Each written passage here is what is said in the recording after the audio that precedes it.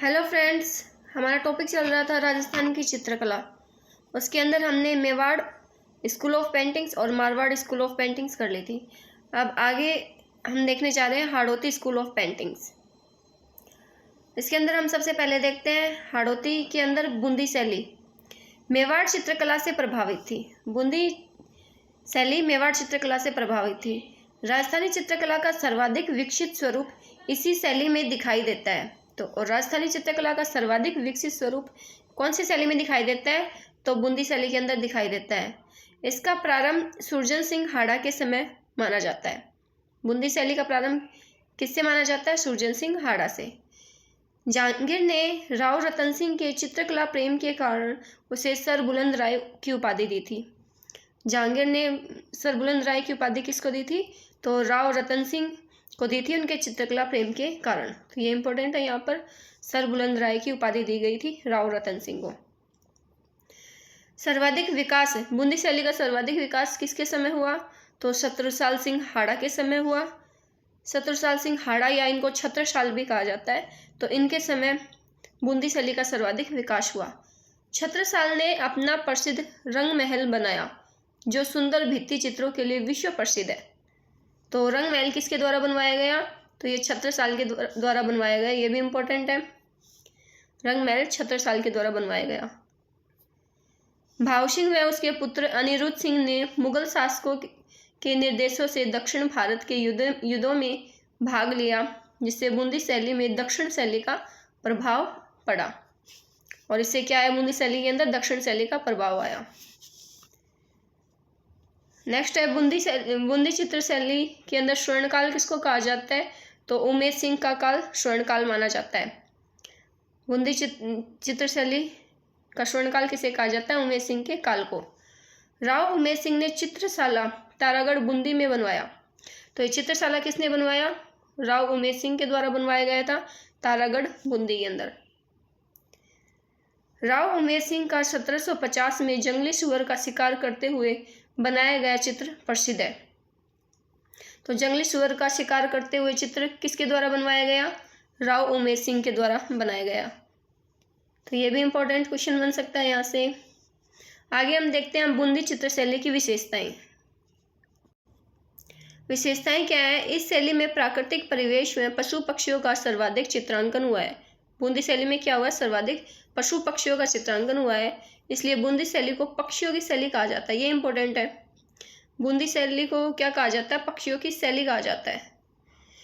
बूंदी शैली की आकृतियां लंबी, शरीर पतले, स्त्रियों की अधर लाल, मुख गोल, आकाश में उमड़ते हुए काले कजराले मेघ, घनघोर वर्षा, नदी में उठती हुई जल तरंगे, पहाड़ की तलहटी में विचरण करते वन्य जीव, राग रागिनी, कृष्ण लीला, दरबार, बारहमासा, शिकार के दृश्य इस शैली के आधार रहे हैं। तो ये सब क्या रहे हैं? इस शैली के प्रमुख आधार रहे हैं। ठीक है, तो ये क्या है? बूंदी शैली की प्रमुख विशेषताएं हैं। इसके अलावा बिजली की कौंध, उमड़ते हुए बादल, बिजली की कौंध, ये सभी बूंदी शैली की विशेषता रही हैं।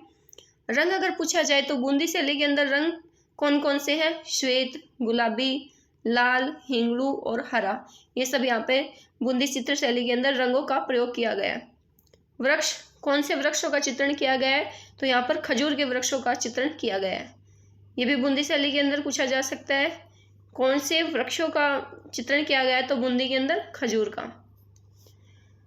अंग्रेज को अपनी पत्नी के साथ पियानो बजाते हुए चित्रांकन किया गया है। ये इंपॉर्टेंट है इसके अंदर। अंग्रेज को अपनी पत्नी के साथ पियानो बजाते हुए बूंदी शैली के अंदर चित्रांकन किया गया। इसके अलावा शेर, हिरण, बतख, कबूतर के प्रमुख चित्र बने हुए हैं। और किसके चित्र मिले हैं? शेर, हिरण, बतख और कबूतर के प्रमुख चित्र मिले हैं। आगे हम देखते हैं बूंदी चित्र शैली के प्रमुख चित्रकार कौन कौन है। तो इसकी एक ट्रिक है, सरकश। तो सरकश से इसको याद रख सकते हैं। सह से हो जाएगा सुरजन, र से रामलाल, कै से किशन, ऐसे अहमद अली और शह से साधुराम। ये हो जाएंगे बूंदी चित्र शैली के प्रमुख चित्रकार, सुरजन, रामलाल, किशन, अहमद अली और साधुराम। मतीराम की पुस्तक का नाम था रसराज, और रसराज के चित्रों का चित्रांकन बूंदी शैली की प्रमुख विशेषता है। बूंदी शैली की प्रमुख विशेषता क्या है? जो मतीराम की पुस्तक है रसराज, उसके चित्रों का चित्रांकन किया गया है बूंदी शैली के अंदर। तो ये हमारी बूंदी शैली कंप्लीट हो गई। अब नेक्स्ट हम देखते हैं कोटा चित्रकला शैली। सबसे पहले इसका हम आरंभ काल देखते हैं। तो प्रारंभ ये महाराव राम सिंह के समय शुरू की गई थी। कोटा चित्रकला कब शुरू की गई थी? महाराव राम सिंह के समय शुरू की गई थी। गुमान सिंह के साथ डालू चित्रकार ने रागमाला का चित्र बनाया। तो रागमाला का चित्र किसने बनाया? डालू चित्रकार ने बनाया, जो इस शैली का सबसे बड़ा चित्र सेट है। कोटा चित्रकला शैली का सबसे बड़ा चित्र कौन सा है? रागमाला का चित्र, जो डालू चित्रकार ने बनाया। तो यहाँ से ये पूछा जा सकता है कि रागमाला का चित्र किसने बनाया? तो कोटा चित्रकला शैली के अंदर डालू चित्रकार के द्वारा रागमाला का चित्र बनवाया गया। भीम सिंह के समय इस शैली पर वल्लभ संप्रदाय का प्रभाव पड़ा। और स्वर्ण काल अगर पूछा जाए तो उमेश सिंह का काल इसका स्वर्ण काल माना जाता है। तो कोटा चित्रकला शैली का स्वर्ण काल किसे कहा जाता है? उमेश सिंह के काल को। विशेषता क्या क्या है कोटा शैली की? कोटा के मुशव्विर खाने के कलाकार ने भित्तियों पर बड़े बड़े चित्र बनाने के साथ ही बड़ी बड़ी वसलियों पर शिकार का समूह चित्रण कर कोटा शैली को विशिष्टता प्रदान की है। घने जंगलों में शिकार की बहुलता को दिखाया गया है। इसके अलावा साथ ही नारियों व रानियों को शिकार करते हुए दिखाया गया है। कोटा शैली के अंदर जो नारियों के द्वारा और रानियों के द्वारा शिकार करते हुए दिखाया गया, तो ये इसकी प्रमुख विशेषताएं रही हैं।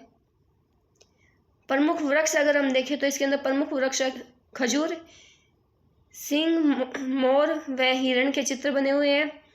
स्त्रियों को सुंदर अलकावली नारी कपोल खिले हुए पिन अधर व पुरुषों के वृषभ, कंधे, उन्नत बोहे, तलवार, कटार आदि हथियारों से युक्त वेशभूषा में दिखाया गया है। रंग इसका कौन कौन सा है? हल्का हरा, नीला और पीला और नीला। तो इन रंगों का यहाँ पर प्रयोग किया गया है। चित्रकार अगर इसमें हम देखें तो चित्रकार कौन कौन है? चित्रकार है रघुनाथ, गोविंदराम, डालू, लच्छीराम और नूर मोहम्मद। ये क्या है? यहाँ के कोटा के प्रमुख चित्रकार है। कौन कौन है? रघुनाथ, गोविंदराम, डालू। ये डालू इंपॉर्टेंट है यहाँ पर। डालू कोटा चित्रकला शैली से संबंधित है। और लच्छीराम ये भी इंपॉर्टेंट है। तो लच्छीराम कौन सी चित्रकला से संबंधित है? कोटा चित्रकला से। और नूर मोहम्मद। आलनिया कोटा के भित्ति चित्रों की खोज डॉक्टर जगत नारायण के द्वारा की गई। आलनिया कोटा के भित्ति चित्रों की खोज किसके द्वारा की गई? डॉक्टर जगत नारायण के द्वारा की गई। तो ये कोटा चित्रकला शैली कंप्लीट हो गई। अब आगे हम देखते हैं झालावाड़ शैली।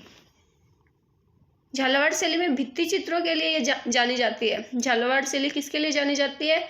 तो झालावाड़ शैली भित्ति चित्रों के लिए जानी जाती है। यही इंपॉर्टेंट क्वेश्चन बनता है यहाँ से फर्स्ट। तो इन्हें कमरों के भित्ति चित्रों वाली शैली कहते हैं। क्या कहते हैं? कमरों के भित्ति चित्रों वाली शैली कहते हैं। झालावाड़ पुलिस कार्यालय में अलवर महाराजा जयसिंह का चित्र, राम दरबार, रामलीला, श्रीनाथ जी का चित्र तथा राजाओं व सामंतों के चित्र बने हुए हैं। किसके चित्र बने हुए हैं? राजाओं व सामंतों के चित्र बने हुए हैं। तो ये झालावाड़ शैली के अंदर इतना ही। आगे नेक्स्ट है इंद्रगढ़ शैली।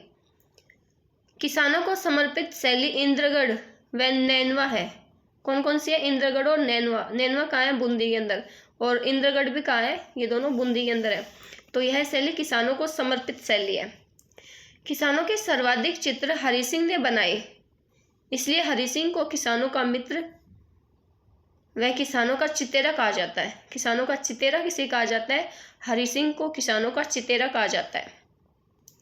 आरंभ काल ठाकुर कृष्ण सिंह का काल इसका क्या माना जाता है? इंद्रगढ़ शैली का आरंभ काल माना जाता है। तो ये Hadoti school of paintings complete हो गई। नेक्स्ट अब यहाँ पे आती है ढूंढाड़ स्कूल ऑफ पेंटिंग्स। इसके अंदर सबसे पहले आती है आमेर शैली। आमेर शैली भारमल के समय इस शैली पर मुगल प्रभाव आया, परंतु मानसिंह के काल में यह प्रखर रूप से दिखाई देता है। तो मुगल प्रभाव किसके समय आया? भारमल के समय तो आमेर शैली पर मुगल प्रभाव आया, लेकिन मानसिंह के समय यह प्रखर रूप से दिखाई देता है। आमेर शैली का प्रारंभिक चित्र कौन सा है?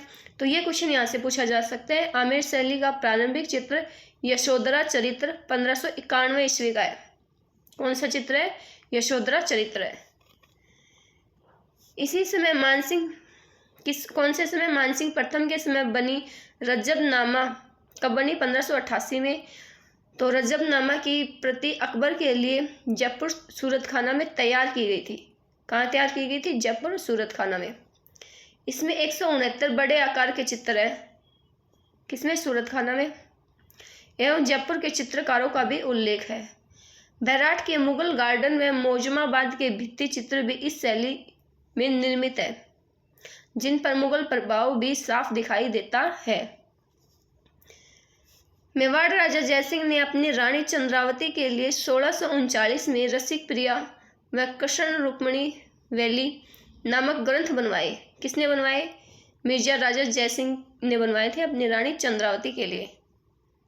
रसिक प्रिया और कृष्ण रुक्मिणी वैली नामक ग्रंथ बनवाए, और इन ग्रंथों में कृष्ण व गोपियों का युगल स्वरूप लोक शैली में चित्रित है।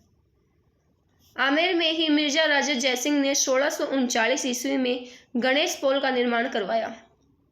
किसका निर्माण करवाया? गणेश पोल का निर्माण करवाया, जो भित्ति चित्रों व अलंकरणों से सुसज्जित है। अब ये आमेर शैली के प्रमुख चित्रकार रहते हैं। तो आमेर शैली के प्रमुख चित्रकार कौन कौन से हैं? पुष्पदंत, हुकमदंत और मुरली। ये तीनों इंपॉर्टेंट है। आमेर शैली के चित्रकार है पुष्पदंत, हुकमदंत और मुरली। रंग यहाँ पे हरे रंग का प्रयोग किया गया है। यहाँ प्राकृतिक रंगों का प्रयोग किया गया है। अब आगे शैली आती है, तो ये अपनी आमेर शैली हो गई। उसके बाद में आती है जयपुर शैली। आमेर शैली के प्रभाव में जयपुर शैली का प्रारंभ हुआ। आरंभ काल सवाई जयसिंह का काल माना जाता है। इसका आरंभ काल किसको माना जाता है? जयपुर शैली का आरंभ काल सवाई जयसिंह के काल को माना जाता है।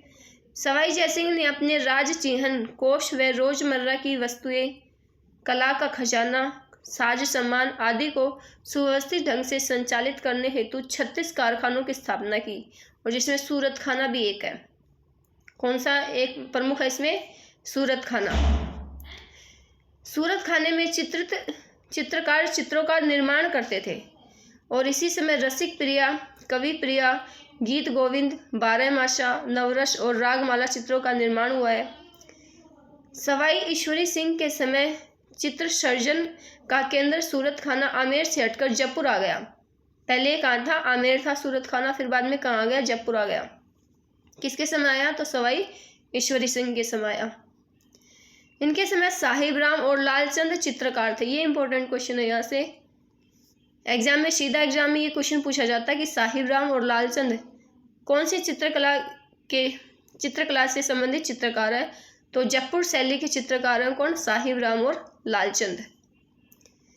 साहिब राम चित्रकार ने बड़े व्यक्ति चित्र यानी आदम कद पोर्ट्रेट बनाकर चित्रकला में नई परंपरा डाली है। किसने बनाया है? ये आदम कद पोर्ट्रेट किसके द्वारा बनाया गया? तो ये साहिब राम के द्वारा बनाया गया, और ये अभी 2024 के अंदर ये क्वेश्चन पूछा भी गया था एग्जाम के अंदर, तो ये इंपॉर्टेंट है यहाँ पर। लालचंद ने जानवरों की लड़ाई के चित्र बनवाए। ये जानवरों की लड़ाई के चित्र किसने बनवाए? ये भी इंपॉर्टेंट है, तो ये लालचंद ने बनाए थे।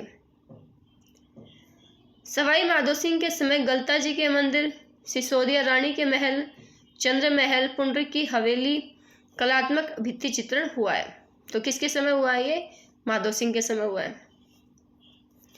लाल चित्तेराम महाराजा सवाई ईश्वरी सिंह तथा महाराजा सवाई माधो सिंह के समय का एक प्रमुख चित्रकार था। आगे इसमें हम देखते हैं सवाई प्रताप सिंह के समय 50 से अधिक कलाकार सूरत खाना में चित्र बनाते थे, जिसमें राम सेवक, गोपाल, हुक्मा, चिमना, शालिग्राम और लक्ष्मण ये प्रमुख थे। तो ये चित्रकारों के नाम याद रखना। इसके अंदर सीधे सीधे चित्रकारों के नाम पूछे जाते हैं कि ये कौन सी चित्र शैली से संबंधित है। तो राम सेवक, गोपाल, हुक्मा, चिमना, शालिग्राम, लक्ष्मण ये जयपुर चित्रकला से संबंधित है। प्रमुख चित्र कौन से हैं?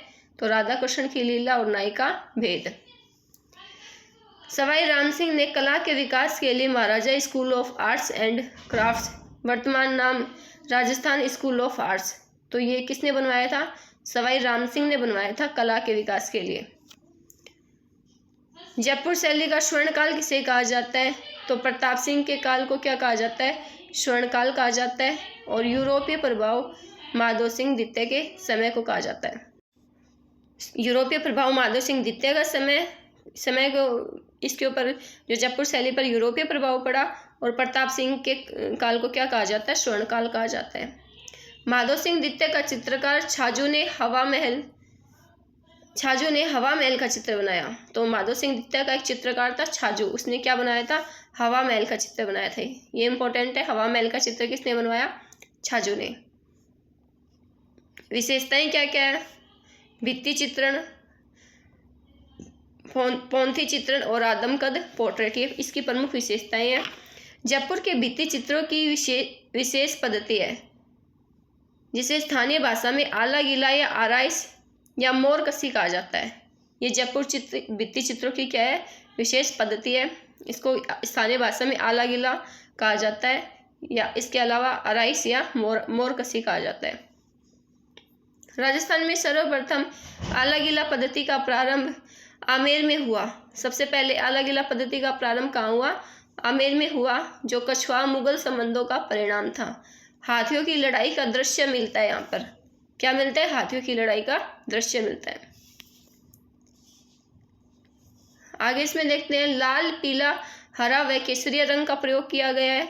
हाथियों की लड़ाई सर्वप्रथम भानपुरा रेनवाल की छतरी, जयपुर व मोजमाबाद के किले पर चित्रित मिली है।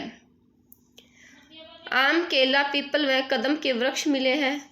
इस शैली पर सर्वाधिक मुगल प्रभाव देखने को मिलता है, और हाशिए पर गहरा लाल रंग मिला है। माधव सिंह प्रथम के समय कुछ चित्रों में रंगों के स्थान पर कांच के टुकड़े, लकड़ी के टुकड़े, बुरादे तथा हीरे व मोती का प्रयोग किया गया है, जिसे अलंकृत मणिकुटियम शैली कहा जाता है। क्या कहा जाता है? अलंकृत मणिकुटियम शैली कहा गया है। टोटी, बाड़ी, हसली पहने नारी का चित्रण किया गया है। पोलो खेलते हुए चित्र बनाए गए यहाँ पर। तो पोलो खेलते हुए चित्र कहाँ बनाए गए हैं? जयपुर के अंदर। अन्य चित्रकार के अंदर अगर हम देखें तो ईश्वरी सिंह के समय मंगल, हीरानंद और त्रिलोक का ये अन्य चित्रकार मिले हैं। इसके अलावा गुल मोहम्मद, पोकर, डालू कोटा के अंदर भी आया है, और ये जयपुर के अंदर भी है, और मनोज, ये क्या है? इसके अन्य चित्रकार है। तो ये जयपुर चित्र कला कंप्लीट हो गई। अब आगे आती है शेखावाटी चित्रकला। सबसे पहले इसके अंदर हम देखते हैं रंग, कौन कौन से रंगों का प्रयोग किया गया है। तो रंग है यहाँ पर नीला, कत्थई और गुलाबी। शेखावाटी चित्रकला में कौन से रंगों का प्रयोग किया गया है? नीला, कत्थई और गुलाबी रंगों का। सर्वाधिक भित्ति चित्रण 19वीं सदी से लेकर 20वीं सदी तक लेकर हवेलियों पर सर्वाधिक चित्र बने हैं। तो शेखावाटी चित्रकला में सर्वाधिक चित्र किस पर बने हैं? तो हवेलियों के ऊपर सर्वाधिक चित्र बने हैं।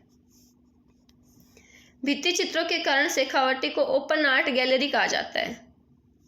शेखावाटी को क्या कहा जाता है? भित्ति चित्रों के लिए ओपन आर्ट गैलरी भी कहा जाता है। ये क्वेश्चन इंपॉर्टेंट है।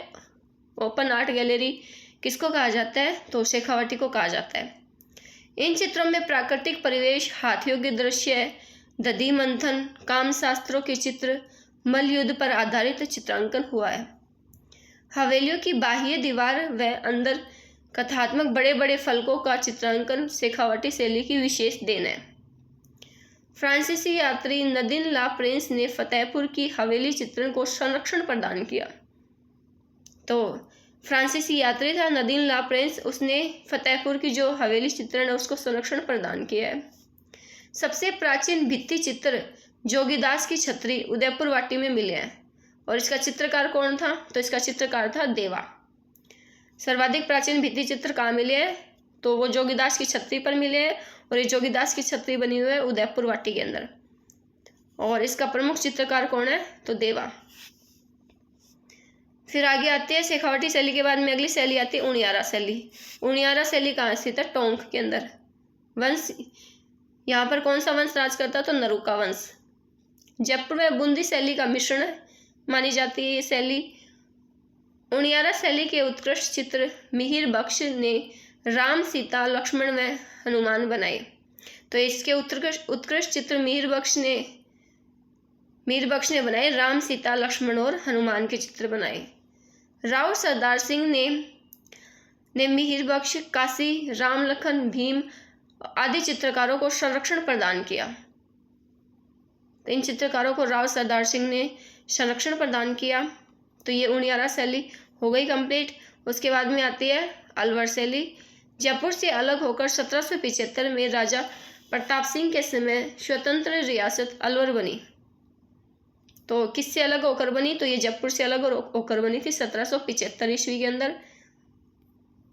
प्रताप सिंह कौन था? तो प्रताप सिंह के प्रमुख चित्रकार कौन कौन थे? शिव कुमार और डालूराम। तो प्रताप सिंह के चित्रकार थे शिव कुमार और डालूराम। आगे देखते हैं अब इसके अंदर हम राजगढ़ किले के शीश महल में बने भित्ति चित्र अलवर शैली के प्रारंभिक सर्वोत्कृष्ट चित्र हैं, जो प्रताप सिंह के समय बने थे। किसके समय बने? प्रताप सिंह के समय बने। बख्तावर सिंह राजगढ़ के महलों में शीश महल का चित्रण करवाया। बख्तावर सिंह ने क्या किया? इन्होंने राजगढ़ के महलों में शीश महल का चित्रण करवाया। तो ये इंपॉर्टेंट बन सकता है। शीश महल का चित्रण किसने करवाया? बख्तावर सिंह ने। और इनके प्रमुख चित्रकार कौन है? बलदेव, डालूराम, सलगा व सालिग्राम। इसके साथ नाथों, जोगियों, फकीरों से जंगल में धर्म चर्चा करते हुए स्वयं महाराजा का चित्रण सैकड़ों चित्र बने हैं। महाराजा का चित्रण के सैकड़ों चित्र बने हैं। ये था बख्तावर सिंह, इसका अलवर शैली का चित्रकार। अगला आता है विनय सिंह। अलवर शैली का स्वर्ण काल कहा जाता है विनय सिंह के काल को। इनके समय शेख साधु की पुस्तक गुलिस्ता की पांडुलिपि का चित्रकार बलदेव व गुलाम अली ने जवाहराती शाही से किया। तो ये किसने किया? जो गुलिस्ता की पांडुलिपि का चित्रण है वो बलदेव और गुलाम अली ने जवाहराती शाही से किया था। तो इसमें इंपॉर्टेंट सिर्फ ये इतना ही पूछा जा सकता है कि अलवर शैली का स्वर्ण काल किसे कहा जाता है? तो ये विनय सिंह के काल को कहा जाता है। ये लाइन इसके अंदर इंपॉर्टेंट है। फिर अगला चित्रकार आता है इसमें बलवंत सिंह। इनके समय सालिग्राम, जमनादास, छोटेलाल, बख्शाराम, नंदराम ने पोथी चित्र, लघु चित्र व लिप्टन चित्र बनवाए। तो ये किसके समय बनवाए? तो बलवंत सिंह के समय ये चित्रकार थे। कौन कौन थे? सालिग्राम, जमनादास, छोटेलाल, बख्शाराम और नंदराम। इनमें से ऐसे पूछा जा सकता है क्वेश्चन कि सालिग्राम, जमनादास, छोटेलाल कौन सी चित्र शैली से संबंधित है? तो ये अलवर से संबंधित है। फिर शिवदान सिंह के समय कौन कौन थे? तो इनके समय कामशास्त्र के चित्र, नफीरी या सहनाई वादन के चित्र बने। तो ये इंपॉर्टेंट है, नफीरी या सहनाई वादन के चित्र किसके समय बने? शिवदान सिंह के समय बने। अगला आता है मंगल सिंह और इनके समय मूलचंद व उदयराम ने हाथी दांत के फलकों पर सूक्ष्म चित्रण किया। मंगल सिंह के समय मूलचंद और उदयराम ने क्या किया? हाथी दांत के फलकों पर सूक्ष्म चित्रण किया।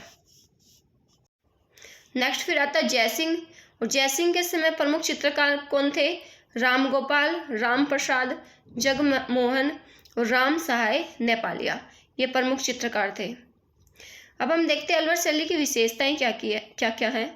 तो ईरानी, मुगल व राजस्थानी व विशेषता जयपुर शैली का मिश्रण माना जाता है। अलवर शैली किसका मिश्रण है? ईरानी, मुगल व राजस्थानी व विशेषता जयपुर शैली का मिश्रण। पुरुषों के मुख की आकृति आम की शकल जैसी। मुख की आकृति कैसी बनी? पुरुषों की आम की शकल जैसी। स्त्रियां ठिगने कद की हैं इस चित्रकला के अंदर। और इसके अलावा सुंदर बैलबुट्टों वाली वसलियां का यूज किया गया है यहाँ पर।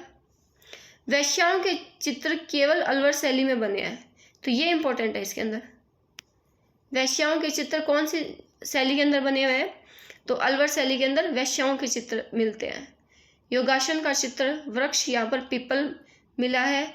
और रंग कौन से रंग का यूज किया गया है? तो हरे रंग का। ज़्यादातर यूजुअल व चिकने रंगों का प्रयोग किया गया है। तो ये यहाँ पर हो गई अलवर शैली कंप्लीट। इसके अलावा नोट के अंदर कुछ इंपॉर्टेंट चीज़ें हैं वो देख लेते हैं। चित्तेरों की ओवरी या तस्वीरों कारखानों कौन सी शैली के अंदर मिलते हैं? तो उदयपुर शैली के अंदर मिलते हैं। मोती महल या कपड़ द्वार या अजारों की ओवरी है ये कहाँ पर मिलती है? तो ये देवगढ़ शैली के अंदर मिलती है।